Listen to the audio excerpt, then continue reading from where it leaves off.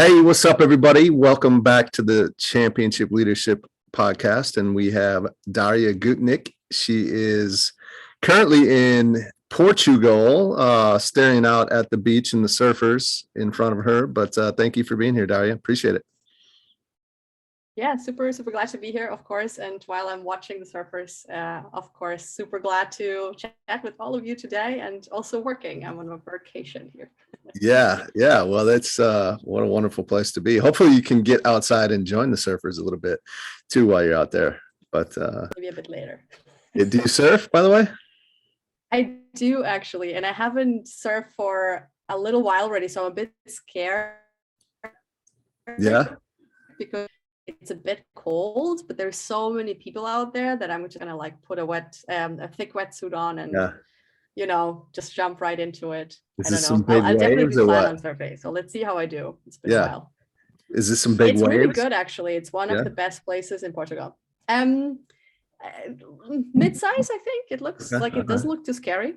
Okay. That's one thing I have not done yet. So someday I think I'll make that happen. But anyway, it's a really good sport to like get to know your limits in a way, and like no matter like how when you've tried for the first time, like whether you're like a kid or in your 20s or 30s or 40s, it really puts you back on like, wow, you need to like be resilient, persistent, and it's just like deal with all the stuff that happens around you, and like it trains a lot of flexibility, and I don't know, it just humbles. I think it's a really good learning experience overall. I could definitely see it being a humbling sport for sure. Like kind of like skiing, right? I don't know if you've ever skied, but that can be very humbling too. Just snowboarding. Yeah, snowboarding, which I've yet to try. I've always just skied. So one of these days I gotta put the snowboard on too.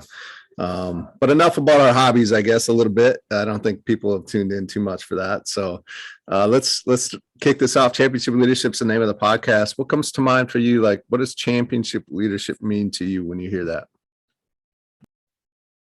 Great question. I think obviously leadership for me has to do with stepping up and taking risks and taking responsibility, and maybe also going out of your comfort zone and kind of filling the gaps that you see without knowing really whether you can fill them, and kind of also jumping out of parachute and jumping out of a plane and building the parachute on the way. I think that's all my associations with leadership. And championship leadership is an interesting combination and play on words. I guess it's like excelling at that discomfort, or like the uncomfortableness of learning and challenging yourself and being there for others and serving and supporting, but like at a level that can help you kind of excel at it. I guess that's kind of my rough association. Maybe it also has to do with championing the leadership mindset. That could also be another. I like it. Yeah, it's always fun to hear the different ways that people kind of define that in their mind, and it's always been different. So that's kind of the fun part of that. I know when I was trying to think of the name for the podcast, my friend he recommended it, and at first I wasn't super excited about it. Like you said, the play on words, the ship championship leadership. But I've grown to like it, of course. Now we're almost 4 years in on this thing. So, but yeah, it's always cool to hear how people slice up championship leadership. What do you understand? Sometimes people call me out on that, like yourself here today, and ask me what mine is.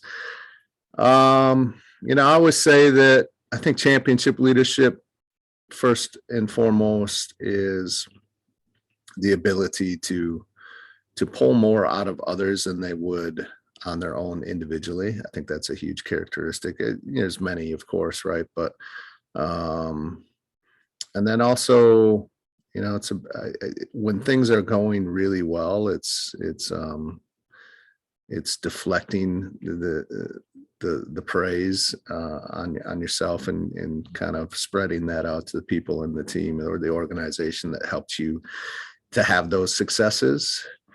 I guess maybe kind of realizing that there's, in the good times, there's going to be plenty of praise and attaboys to go around. And then, when things aren't going the right way, it's having that 100% responsibility and accountability to falling on the sword, like everything kind of starts and stops with the leader at top, and not all leaders operate that way. And so I think championship leadership, that's kind of how I explain championship leadership. What do you think? Did I get passing grade? Yeah.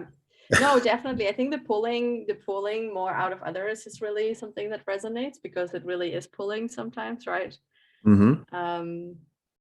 And I also think like the part that I could relate to, that I also try to express in like kind of my associations, is this part of like it's not something that's particularly, not just because you have a manager title or you're in some other like explicit leadership position, that it comes naturally. Like it's a choice you make on a daily basis. Every morning you get up and you kind of need to decide, are you going to try to be the better self, or just swing by? Sometimes you have days where it's really difficult, but I think it's a very, very intentional choice for everyone who does it. It's an effort. Yeah, absolutely. Yeah, 100%. Why don't you tell us a little bit about Darja? And I learned something new today, that Darja used to be a TV show, which I'm sure all the listeners are aware of, and I was the only one that wasn't. But why don't you tell me about you and kind of your path to where you've gotten today, and what you're up to, and your company Bunch, and what you guys are up to. Yeah, super glad to do so.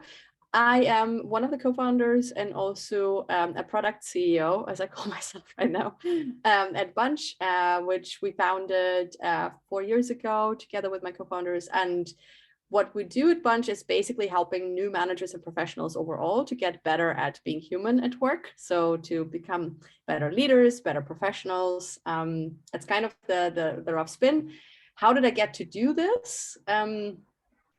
I am a psychologist by training, but an entrepreneur by heart, I think. I really like to change things in the world with action and service. Mostly grew up with an entrepreneurial mom who ran a restaurant. Service was a really big, important part. Still benefit from that, I think. I'm trying to translate the wow experiences she was able to create on people's faces when they left into like a digital experience, which is very challenging at times. I have had different parts of my career kind of trying to learn different skills. I think I've always worked to learn and to serve. So both of these are my motivators, I think. This is my second startup. I did a consultancy also before. So built my own consulting business, which was the starting point for Bunch's journey, basically. Was lucky enough to work with lots of really inspiring entrepreneurs as well, which I'm sure you can relate to as a coach. Also worked as a leadership coach, worked with over 1,000 founding teams actually in like accelerator programs and all sorts of stuff, and was really always focused on helping them to resolve this like seemingly unresolvable puzzle around people. One way or another, everyone seemed to struggle with the people part of the business, and that pretty much inspired me, I think, to try and find a better solution for helping professionals to learn at work, because I observed that whatever we had in place, be it like long form workshops or long form books or coaching, are only accessible to a like very small segment of people at all times. And we actually are missing a large segment of new managers, future managers, and just generally professionals when it comes to management. We decided to try and change that by creating a consumer first, easy to download mobile app that teaches you how to be a better professional in 2 minutes a day. And it's going quite well, I would say. Yeah. You also asked where we are going, right? Yeah. It's going quite well, but it definitely has its like huge ups and downs. So can talk hours about all the challenging moments we've had. Recently, someone actually told me building a startup is a marathon, building an ed tech startup is an Ironman. I think that's true. Yeah, yeah. Especially hard. I think it definitely is the most challenging things that I've done. We are our 2020 exciting. We're currently at 46,000 users from like really cool companies, from TikTok over Calm, over Meta, but also traditional companies like Marriott Hotel Group and things like that. So really broad user base. And we are extremely excited because currently we have an individual user journey. So if you download the app, you start learning, it's your learning experience. And one of the cool things that we are planning to launch this year is actually to enable users to interact with each other and learn together. So that whole social aspect of learning at work is going to be on the docket for us. So exciting stuff. Yeah, absolutely. That's incredible. Yeah, I can relate to the marathon versus Ironman. I've done both, and yeah, they're an Ironman. In like real life, you have done the Ironman. Oh yeah, absolutely. Yeah, yeah. Oh my god, I didn't know that. Yeah, I've run like cool. 100 miles before too, and so I've done some extreme ultra competitions. Yeah, yeah, kind of into so that awesome. kind of stuff. Very jealous. Yeah, well, yeah, yeah.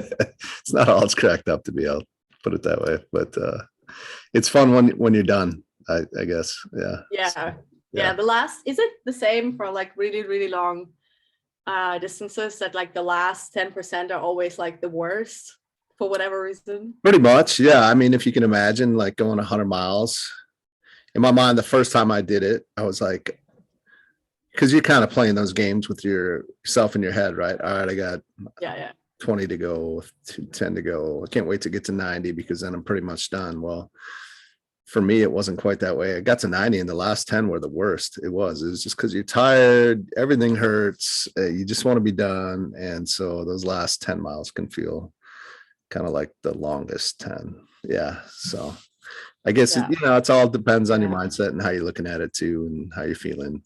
So many variables, but yeah, it's, I've definitely taken a lot of lessons from those experiences that have been able to help me move forward in all. So inspiring. Thank you for sharing. Actually, I think, I definitely want to do like a bit more, I think, than what I just run half marathons so far. So that's great. Kind of playing with the thought of a marathon. Let's see, but definitely really inspiring to hear all you're able to achieve.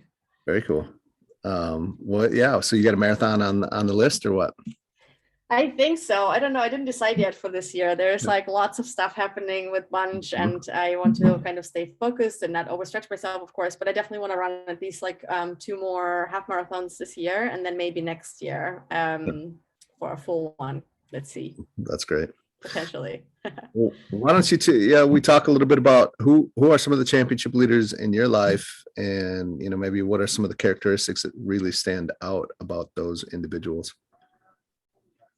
Yeah, I think that in our user community, there's a lot of people that I really learned to admire and really enjoyed getting to know too. And funny enough, I think it's not always the people with like the biggest title or with the most famous role. Like it's every time I see someone stepping up way out of their comfort zone, I think it's really, really like impactful to me, because I would consider myself an underdog. I think like I was good in school, that I had going for me. However, my mom relocated from the Soviet Union to Germany when I was 10.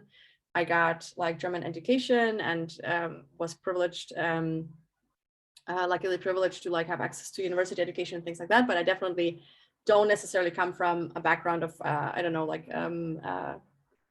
family of entrepreneurs or whatever. My mom is a self-made person. And so every time I see someone kind of going beyond what they are today to what they want to become tomorrow, I think that inspires me the most. So a few examples. I think we had one user that started to learn with Bunch and also be part of the community. I think you can hear me back, right? Yeah, I've been able to hear you the whole time. Yeah. Okay, perfect. So one user that started to learn with Bunch a while ago and also became part of the community, kind of interacted with us in our Slack space, where we have over 2,000 leaders now, actually. struggled with public speaking and was an engineering leader in a traditional organization and kind of didn't have a lot of opportunities to practice that before. And it was the time when Clubhouse came to be, and we were experimenting with Clubhouse sessions, you know, like just what startups do, channel experiments and things. Sure. And we kind of like brought on a group of our people from the user community to share their their challenges, most challenging moments, learnings, and so on.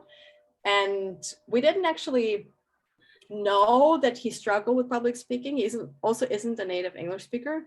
And we just called him out on stage at one point, and then he jumped on and talked for a while and was really eloquent and was really great and was one of the most popular speakers. And after that, he got in touch with us and wrote this really lovely message around, oh my God, I've never done this. I was so not prepared. I was not planning to talk. Like, thank you for giving me this opportunity. I learned so much, and really I'm surprised by my own capability of even doing that.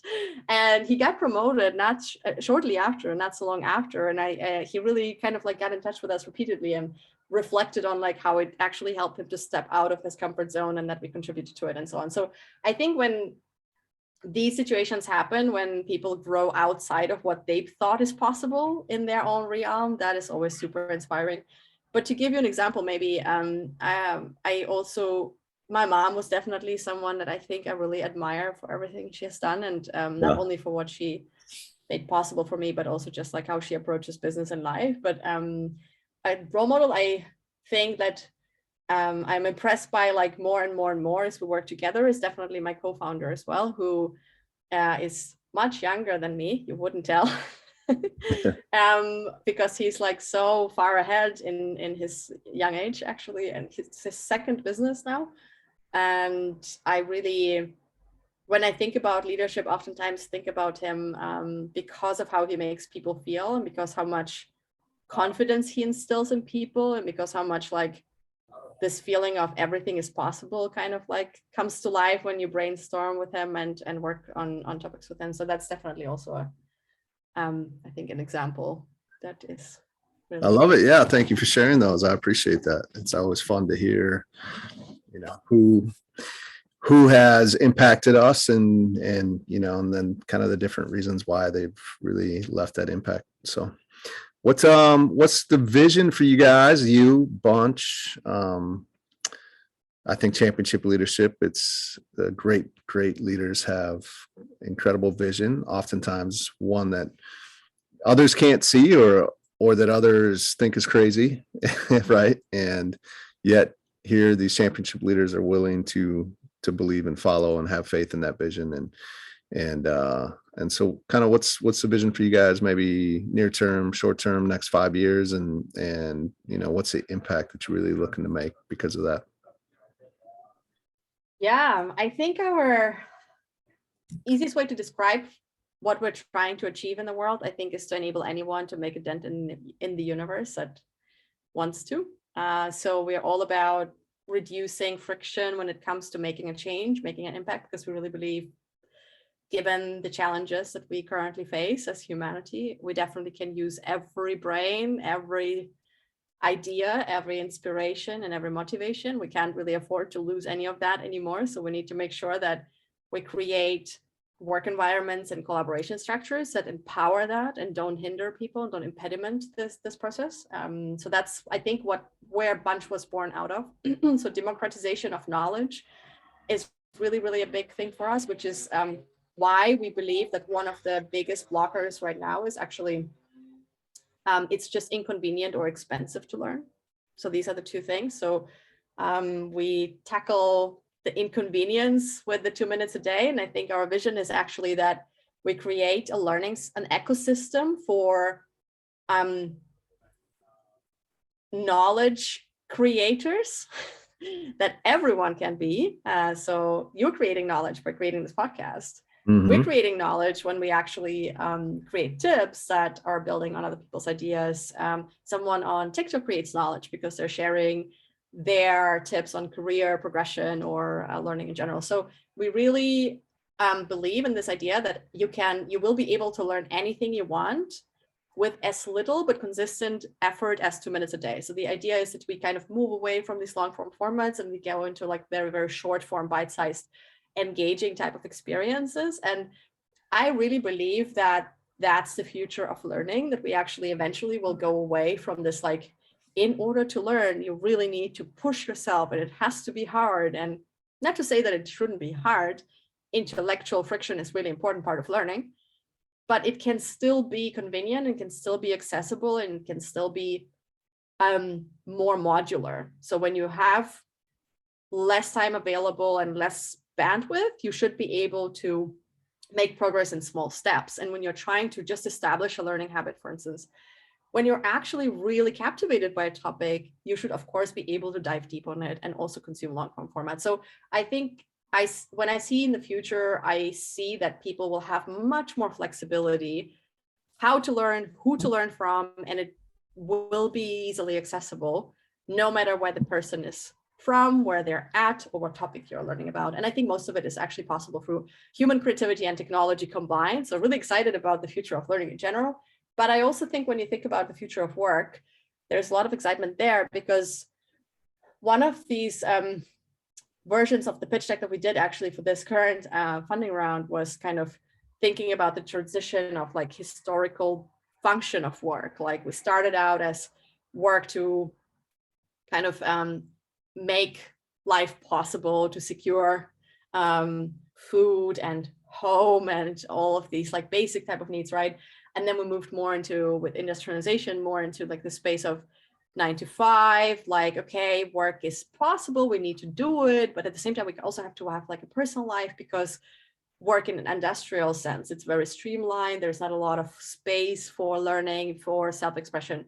So now we moved into this like more modular type of thing, where of course, like self-employment was big and is big, right? The gig economy. So you may have a 9 to 5 job, but then you can have these other things, and then you can make some money on Etsy or on TikTok or on wherever you make it. And then I think what we're moving into is a full flexibilization of work, and also dismantling of income from like the hours you are available, and a push towards impact. So ideally, and I really believe this is possible in our future, we would be paid or share resources once we actually made a lot of impact and progress on a like important topic. And important can mean for your direct environment, for your community, for a larger group of people, for maybe even a country or humanity, right? And I think that this idea of work being used to resolve problems and to create new opportunities, and us sharing a bit of a cake based on that, rather than showing up on 10 a.m. and going home at 6 p.m., no matter how much like difference you achieved. I think that's probably something that is really, really exciting. And at the same time, the component of learning as well, so that people, when deciding for job opportunities, and I see this happening already with Great Resignation, people are really asking themselves, what do I want to learn? And picking a role based on that and a company based on that, rather than on any other incentives, like be it stock, be it cash. It of course plays a role, but it isn't the leading reason anymore. And I think that's so, I'm genuinely inspired to see that, because I'm like an early millennial, and in my generation, that wasn't like this. When I took my first job, people were going into consulting, investment banking, because it was safe. You made a lot of money. You can retire early, buy an apartment for your parents or whatever, and then, I don't know, sail with a boat around the world or something like that. And when I talk to Gen Z, like people that are 20 right now, working with our team, for instance, they think very differently about work. Like work is all about meaning, learning, what you stand for. And I think the meaning of brands as well, which brand your company has when you attract talent, becomes also very, very important. Yeah, absolutely. That's it's exciting, right? To think about all that. So, what is, like, think about kind of, I guess I'll call it the fork in the road moment, right? I think we all have had many of these, some more significant than others. Sometimes we're in one and we don't even realize it, right? Until later. But what's like a critical moment for you, kind of that fork in the road where trying to make a decision? Obviously, you have chosen the way you did, which has you where you are today. But Had you not, could be potentially in a very different place. We're in interesting times in our life right now with everything going on over the last few years with the pandemic. And so that's brought up a lot of fork in the road moments for many people. And there's power in hearing other people's stories and how they chose in those moments. So would be interested to hear, do you have a moment or two that come to mind as I ask that question? I have two very clear ones. First, before actually starting my first startup, City Buddies, I was in a PhD program in the Netherlands, researching the intersection of leadership and creative performance under pressure, which led me to the entrepreneurship space, of course, very quickly. And when I was in my third year, like in the second half of my third year, which is the final, not third year, fourth year, sorry, 3.5 years into it. So it's kind of the final year, more or less. You can extend it maybe 6 months or whatever, but I already had published, I'd collected all the data, I'd taught and helped graduate like many students at this point and so on. And I had decided to walk away. I walked away from the title and from my work that I invested 3.5 years into to start a startup. And it was one of the most difficult decisions in my life. I couldn't actually even make it. I paused it for What? first 2 years. I paused the PhD. Oh, you paused and it, I yeah. never returned. And at one point Okay. I had to make a decision and call it off, of course, but I paused the PhD program because I couldn't really follow through.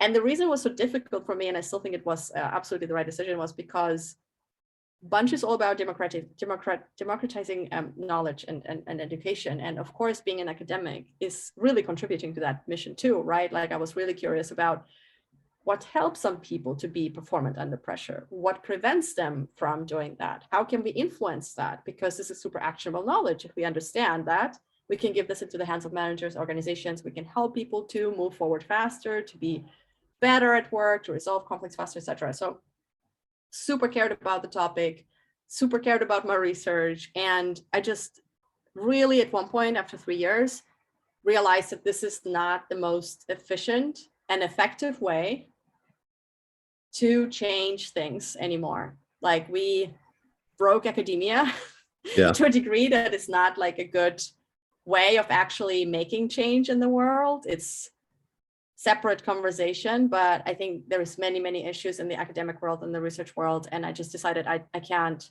I have limited lifetime and I want to see change happening. I need to move faster. I need to get out and somehow make it happen on my own, team up with others and look for the solutions and the change I want to see somewhere else because it needs to happen faster. And little did I know, we have so much change faster now, amongst other things due to COVID, of course, and other developments. But that was definitely a decisive moment because in another reality, I could have been a professor at this point. And absolutely, right. Life would be that's a perfect example. I love it. Is Bunch the second moment actually, which may be even more interesting because that was recent, was when we started Bunch, we started as a B2B company. Right now, we are more like B2C2B, I would say. So currently very much focused on the consumer, picking the consumer up where they are at, serving you as a user first, and then being able to provide value to your employer second. In the beginning, we had it set up as a really regular business, as in B2B, selling to like HR and executives and all of that. We built and launched a product. We had started to build revenue, MRR, with I think 10 or 15,000 MRR at that point. And we decided to walk away again. And the reason for this was 2019. There were multiple things happening together, right? But like we started to see, talking to not only our buyers, but our users of the platform. At this point, Bunch was a team success platform. So it kind of had the buyer persona and features, and it had like the team member persona and features and so on. And we've been hearing feedback from team members that were getting more and more frustrated about the fact that there's all these tools from Culture Amp to Peakon to other engagement platforms and so on, who all claim to make things better at work for people. None of them really does, because all they're focusing on is to deliver data insights to executives, which may or may not act upon it. And it doesn't actually solve the broken system in a way. And we've been hearing this over and over again. And at one point, it really resonated with me and Anthony both, who are both really impact driven and really asked ourselves, if we can't make a difference on the ground for the person at work, it's going to be a fake business case. Like, we may deliver some insights to executives and they may be helpful, and we of course will make revenue. We're already making it, but like, we can't go to sleep or wake up with the same motivation over the years if we don't really actually create change on the ground, knowing that this is so much harder to do, and knowing that telling our investors about the fact that we're going to change business model and we're going to move away from the really lucrative B2B model for a little bit until we build a true consumer magnet when it comes to the product and product experience that really convinces not only thousands of users, but millions of users. Only then can we go back and actually think, what is the value add we're making to organizations?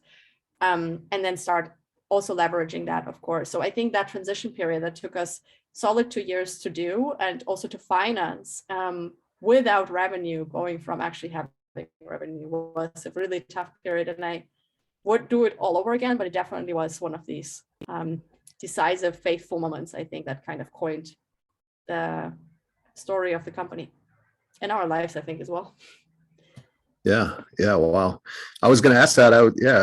You'd mentioned that Bunch was a little bit more for, you named some rather large, recognizable companies, right? But if this was for an individual user or not, so.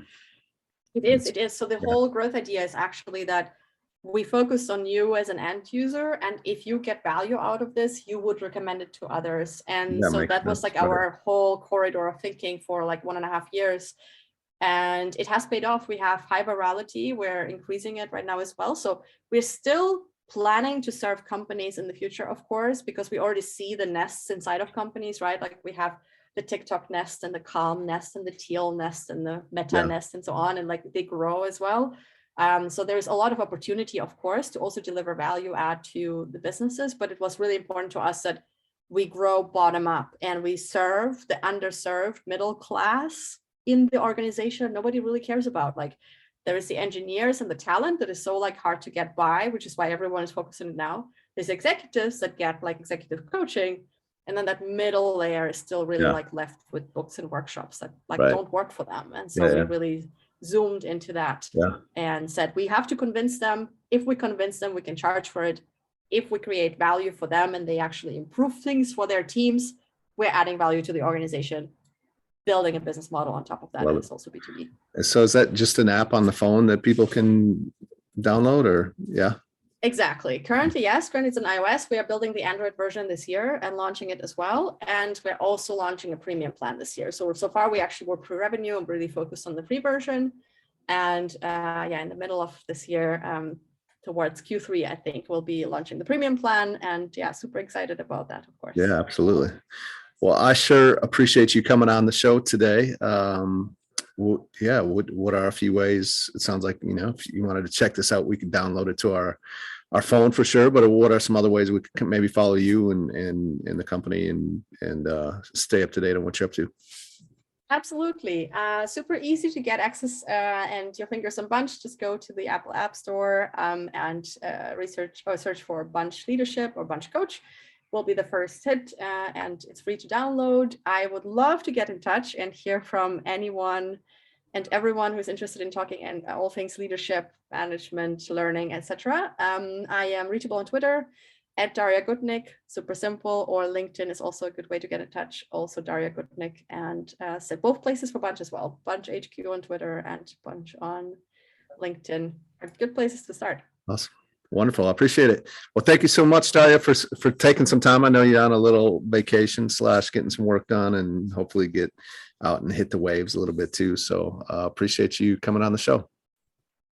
Super cool to be part of it. And I'll check out those waves now, I think. I'll let you know. Yeah. All right. Have a good day. All right.